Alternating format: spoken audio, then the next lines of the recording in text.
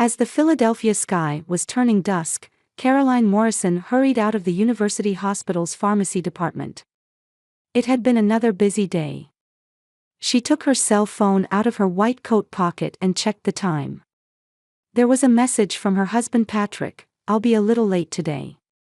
The research is at a critical stage. Love you." Caroline smiled and headed toward the hospital parking lot while typing her reply. In the 8 years since meeting Patrick Hamilton, her life had changed dramatically. Raised in a middle-class family from a small town, she had graduated from pharmacy school on a scholarship and now worked as a trusted pharmacist at the university hospital. Caroline was content with her life. Meeting Patrick had been fate.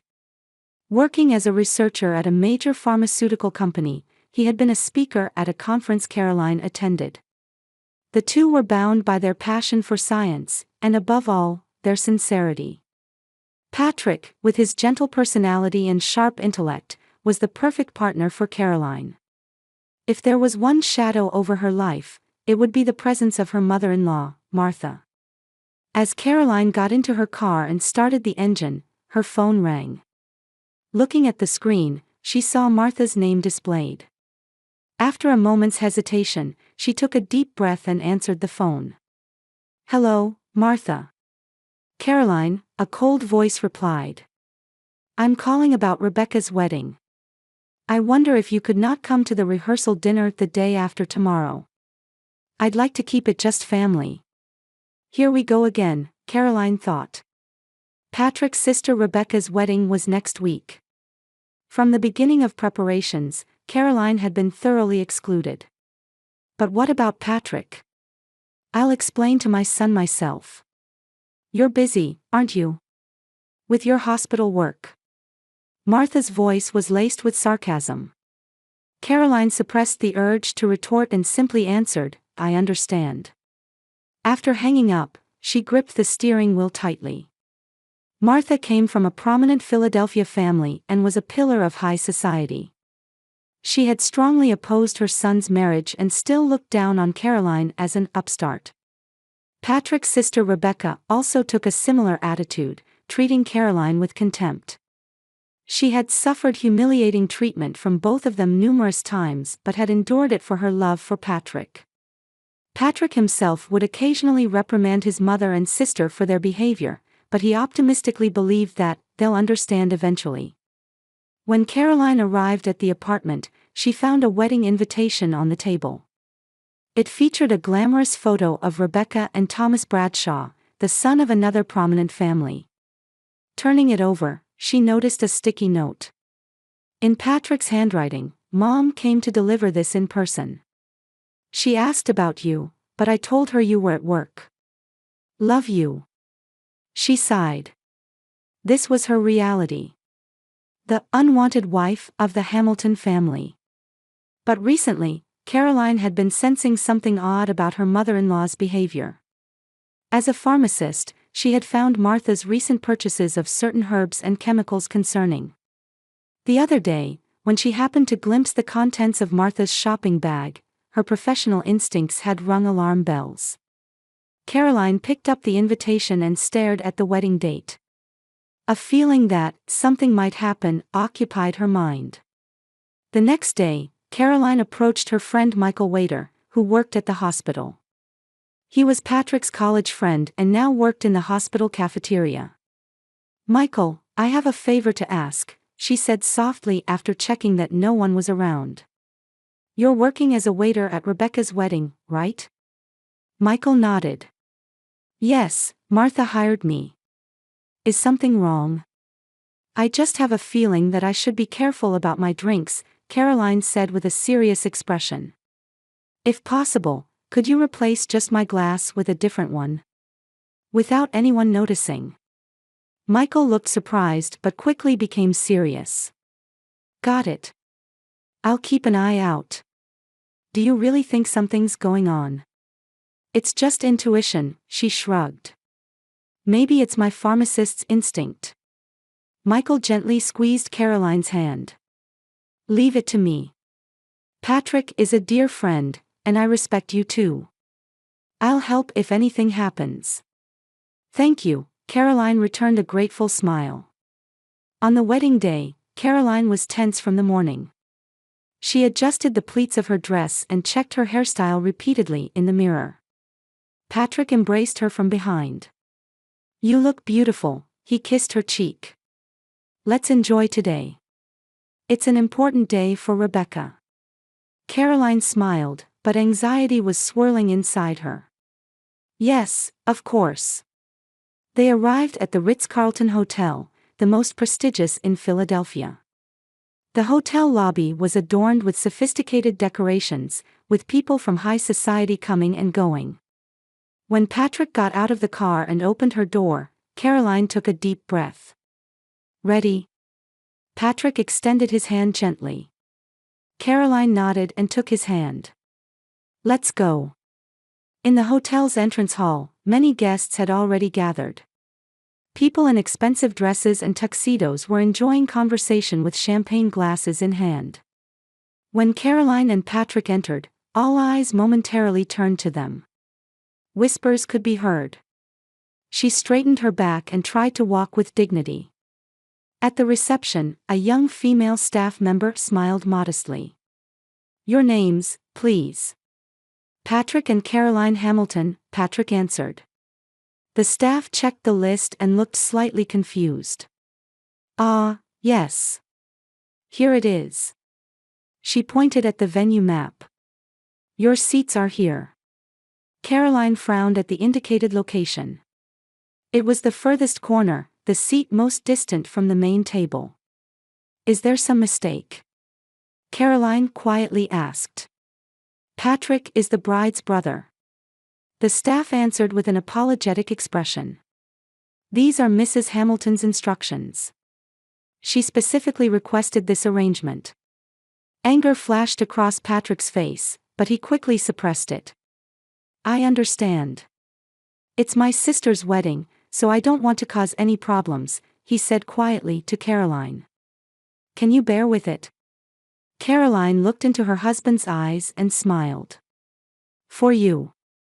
As they entered the venue, mother-in-law Martha approached, dressed in a luxurious silk dress with a cold smile. Caroline, I see you managed to dress properly today. Her sarcastic gaze looked Caroline's dress up and down. It has a common taste, but I suppose you did your best for today. Patrick was about to speak, but Caroline gently squeezed his arm. Thank you.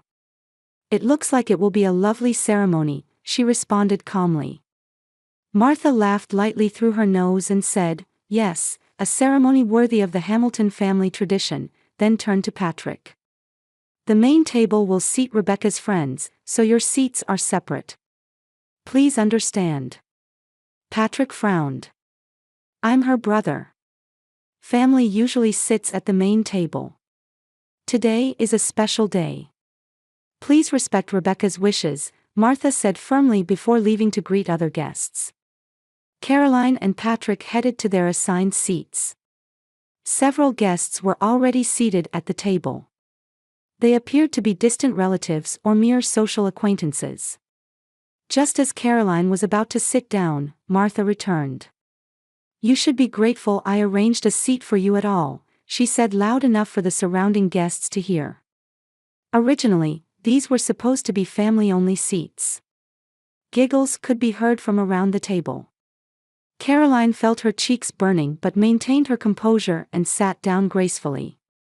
Patrick's face reddened with anger, and he was about to say something to his mother when music signaled the beginning of the ceremony. The wedding was conducted solemnly. Rebecca entered in a pure white dress, looking proud. Thomas Bradshaw greeted his bride with gentlemanly poise. As Caroline watched the ceremony, she occasionally noticed triumphant glances directed at her from her mother-in-law and Rebecca. After the vows were exchanged and the newlyweds exited, the reception began. Staff circulated, distributing champagne for a toast. Michael was not yet visible, but Caroline trusted him. A young waiter approached Caroline and Patrick's table and began distributing champagne glasses. The moment a glass was placed in front of Caroline, she sensed something off. With her trained pharmacist's sense of smell, she noticed a subtle scent different from normal champagne.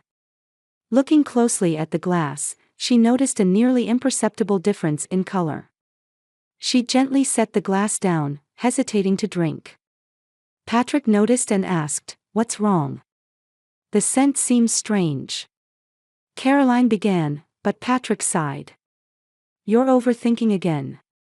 You worry too much about my mother," he said gently. "Look, there's nothing wrong."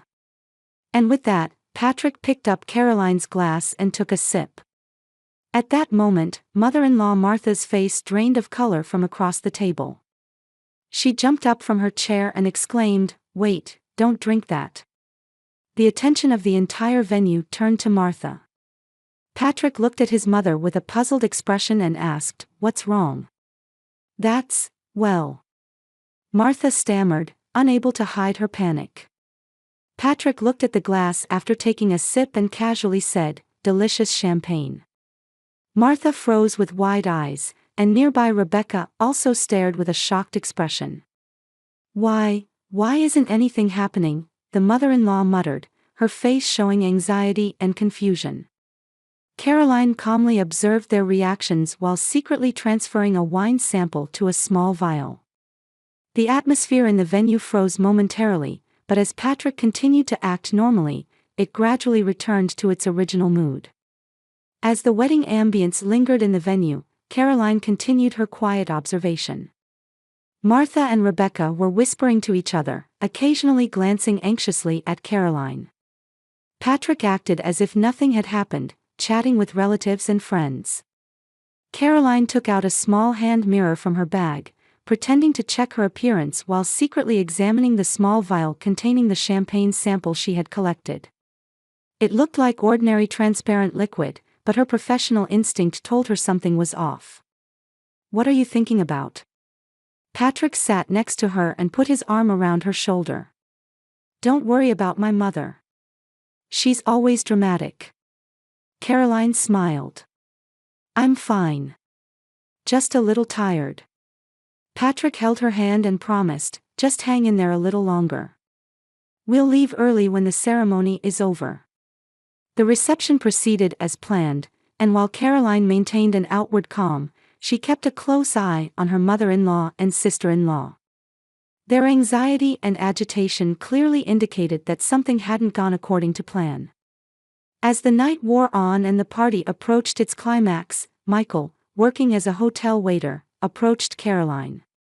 After ensuring no one was around, he said in a low voice, "I did as you asked. I switched only your glass with a different one," he continued, pretending to serve dessert. "Before I entered the venue, I saw Rebecca checking your seat and doing something to your glass." Caroline's eyes widened. "Really?" Michael nodded briefly. "Be careful. Let me know if you need anything." "Thank you," Caroline returned a grateful smile. "I don't need anything more. I've already obtained the evidence." Michael looked slightly surprised but left to serve other tables. As the night progressed and many guests began to leave, Caroline and Patrick also prepared to depart. Martha and Rebecca didn't approach them, rather, they seemed to be deliberately keeping their distance. In the hotel's luxurious lobby, Patrick tried to say goodbye to his mother and sister, but Caroline told him, "We need to talk properly tomorrow. I'm tired tonight." When they got home, Patrick sank into the sofa and asked, "How was today?" "Mom and Rebecca's attitude was terrible, but I thought the ceremony itself was wonderful."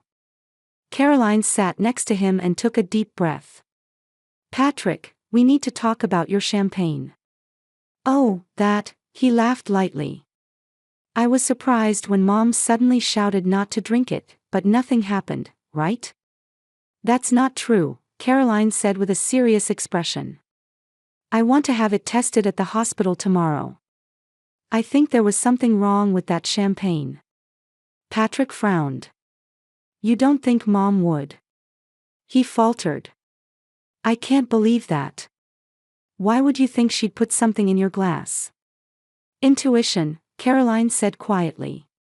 We'll know the truth tomorrow. The next morning, Caroline woke up early and headed to the hospital's laboratory. Her friend, lab technician Jennifer, was waiting. "Good morning, Caroline," Jennifer greeted cheerfully, but her smile faded when she saw Caroline's serious expression. "What's wrong?" Caroline took the small vial from her bag. "Could you analyze this? Not just a regular alcohol test, but a toxin screening." Jennifer looked surprised but, as a professional, took the vial without questions. "Urgent?" "As soon as possible," Caroline nodded. A few hours later, Jennifer called Caroline to the lab with a grave face. "Look at this," she pointed to the computer screen. "This isn't ordinary champagne. Traces of atropine were detected. It's a small amount, but dangerous enough." Caroline clutched the data with trembling hands. "This wasn't accidental, it was intentional." "Shouldn't you report this to the police?" Jennifer asked worriedly. Caroline thought deeply. "Not yet. I need to talk to Patrick first." That evening, when Patrick returned home, Caroline had spread the test results on the dining table. Seeing his wife's serious expression, he immediately understood. "What happened?" he asked quietly. Caroline showed him the test results and explained. The champagne was laced with atropine.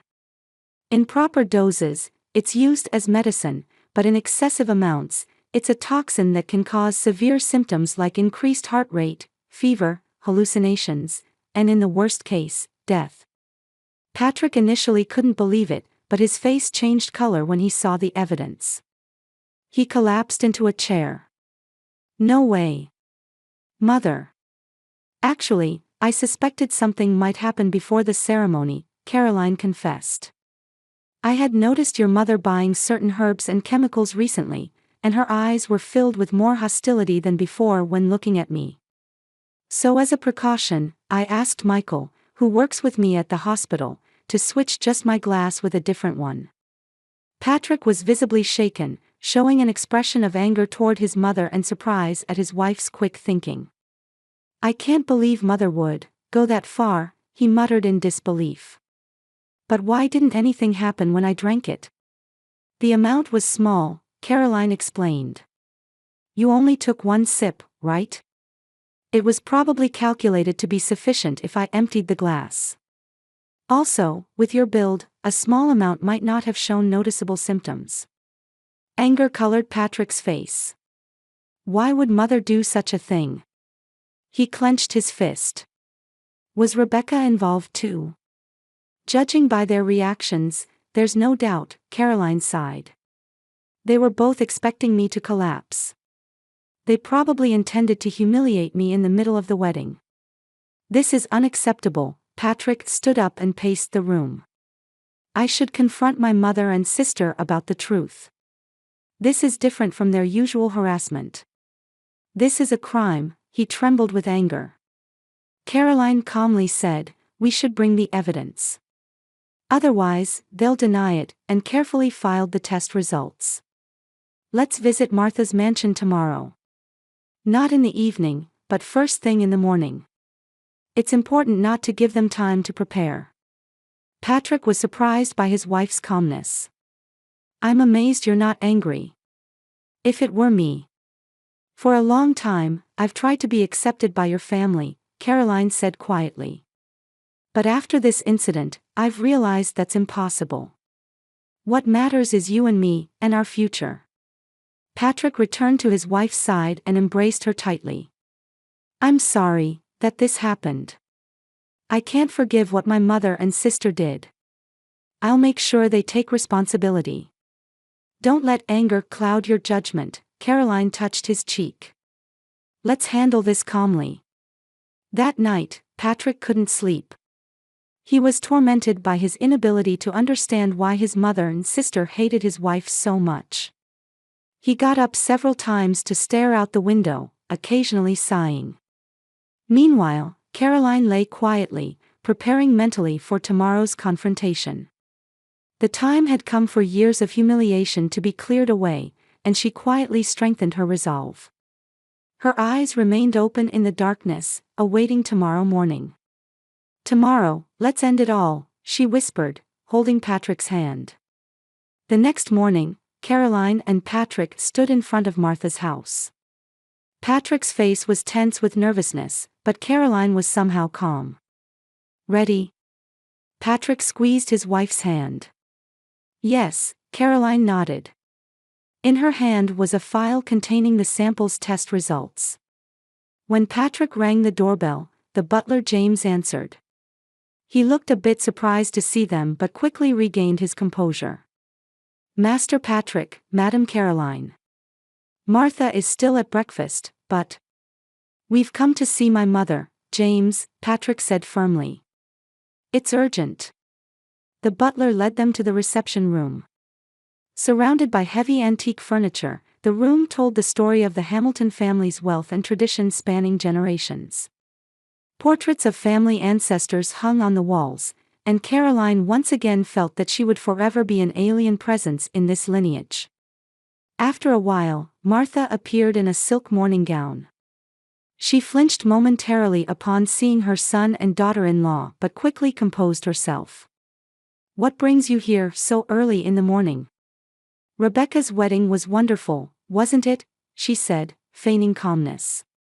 Patrick looked at his mother with stern eyes and said in an unusually cold tone, "What did you put in Caroline's glass?" Martha couldn't hide her agitation, momentarily opening and closing her mouth before recovering. "What are you talking about? That's absurd." "Stop the act," Patrick's voice was filled with anger. "We know." Caroline quietly opened the file and took out the test results. "This is the substance detected in the champagne. A toxin called atropine was mixed in. Although not a lethal dose, it was a dangerous amount." Martha's face drained of color, and she was at a loss for words. As tense silence filled the room, the door suddenly opened, and Rebecca entered.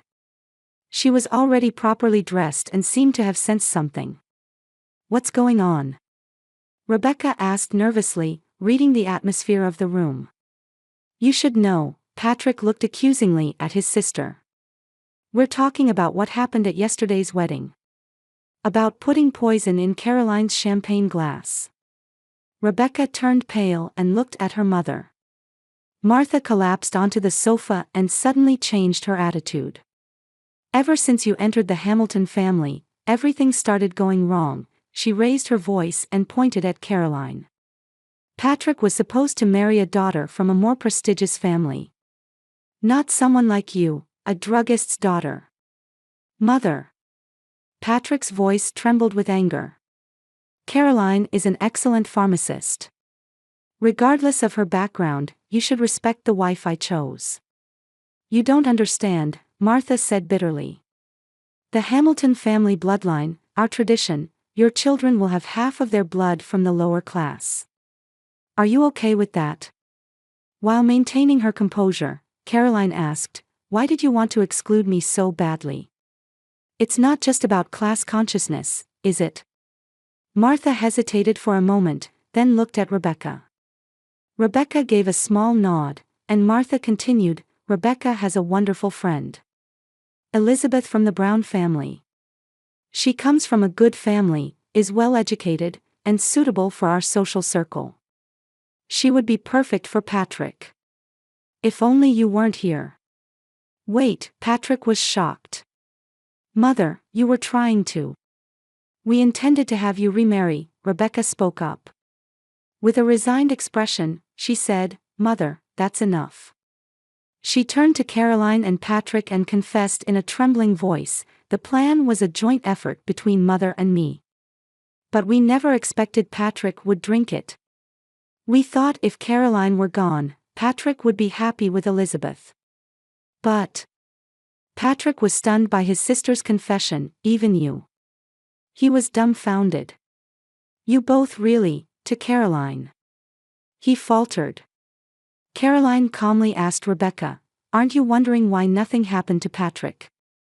Rebecca nodded with a confused expression. "The atropine, surely." The drug dose was probably calculated based on my body weight, Caroline said quietly. Patrick has a bigger build, and he only took one sip. Also, I am a pharmacist. The profession you've looked down on ultimately saved me, Caroline spoke quietly. I noticed something was off by the scent of the glass. I had sensed something strange about my mother-in-law's behavior before the ceremony and had arranged to have only my drink replaced. Martha and Rebecca were stunned. You mean? Yes, I asked Michael to replace only my glass with a different one, Caroline explained matter-of-factly. And though my husband inadvertently drank from it, fortunately, there were no serious effects. Patrick gave his mother and sister a cold look. I will never forget this. That you tried to kill my wife. I'm cutting ties with you. Patrick. Martha raised her voice. You are my son. Shouldn't you choose your family? Family? Patrick laughed bitterly. Family is about cherishing and respecting each other. Caroline is my family. Rebecca broke down crying. We were just thinking of your best interests. Be quiet, Patrick interrupted his sister. Don't talk about my best interests. This is completely wrong. It's a crime punishable by law. Caroline placed her hand on Patrick's arm. We won't report this to the police. If the media finds out, it would damage your reputation too. She looked at Martha and Rebecca. But never appear before us again. And if you ever try to interfere with us in any way, this sample and test results will be submitted to the police. Martha cried while pleading with her son, Patrick, please, reconsider. Goodbye, Mother, Patrick said coldly, taking Caroline's hand and standing up. We probably won't meet again. As they were about to leave the room, Rebecca called out, Caroline, why aren't you reporting us? Caroline turned back and quietly answered, no matter what you think, I love Patrick. I don't want to damage his family's honor. And the chain of hatred must end somewhere. That's what I believe. Patrick and Caroline left Martha's mansion. As they exited the front door, the spring sunshine enveloped them. Caroline took a deep breath, filling her lungs with fresh air. Are you sure you don't want to go to the police? Patrick asked. I'm sure, Caroline smiled. Now we can finally move forward. It's a new beginning, just for the two of us. Martha and Rebecca collapsed into their chairs, staring at each other wordlessly. 1 year later, in a colonial-style house in the Philadelphia suburbs. Morning sunlight streamed into the spacious kitchen. Caroline was brewing coffee while gazing out the window. In the backyard, spring flowers were in full bloom, and a small vegetable garden was beginning to sprout. Patrick embraced her from behind. Good morning. Caroline smiled in her husband's arms. Good morning. Did you sleep well? Yes, Patrick nodded. Thanks to you. After their confrontation with Martha and Rebecca, the couple had started a new life. Patrick had completely severed his relationship with Martha and was immersed in research at a new pharmaceutical company. Caroline continued her work at the hospital, and the two were living peaceful days. The incident had deepened their bond and made their trust in each other unshakable. What are your plans for today? Patrick asked, picking up a coffee cup. I have a checkup at the hospital this afternoon, Caroline answered happily. Patrick gently placed his hand on his wife's stomach. Though barely noticeable yet, a new life was growing there. Already 3 months. It still doesn't feel real. They had learned of Caroline's pregnancy 3 weeks ago. When she told him, we're having a baby, Patrick, he embraced his wife with a joy-filled expression. How happy I am to be able to start a family with you. Meanwhile, in society circles, Martha and Rebecca's reputation had plummeted. When Rebecca's fiancé Thomas learned of the events after the wedding, he broke off the engagement, and she disappeared from society. Martha was left alone in her mansion, living a lonely life in stark contrast to her once glamorous lifestyle.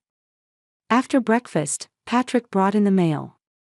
"From Mother again," he sighed, showing an envelope. Martha sent letters every week, but all were returned unopened. "Maybe someday there will come a time when we read them," Caroline said quietly. "But not now." Patrick nodded and set the envelope aside. That night, as they relaxed on the sofa discussing future plans, the phone rang. When Patrick answered, it was from the hospital. Martha had been admitted in critical condition. "What should we do?" Patrick asked Caroline after hanging up. "Should I visit my mother?" Caroline took her husband's hand. "I'll support your decision. Whatever you choose, I'm by your side." After a long silence, Patrick made up his mind. "Let's go. Just to visit. I'm not saying we're reconciling." When they met Martha at the hospital, they were shocked by the aged woman's appearance. She had deteriorated so much in just 1 year. Martha wept when she saw them. "I'm not asking for forgiveness. I just wanted to see you once," she said weakly. Patrick's expression was complex, but Caroline quietly said, "I've let the past go. But it will take time to rebuild trust." Martha smiled resignedly and said, "Be happy with your new life." On their way home, Caroline said, "Let's teach our child love, not hatred."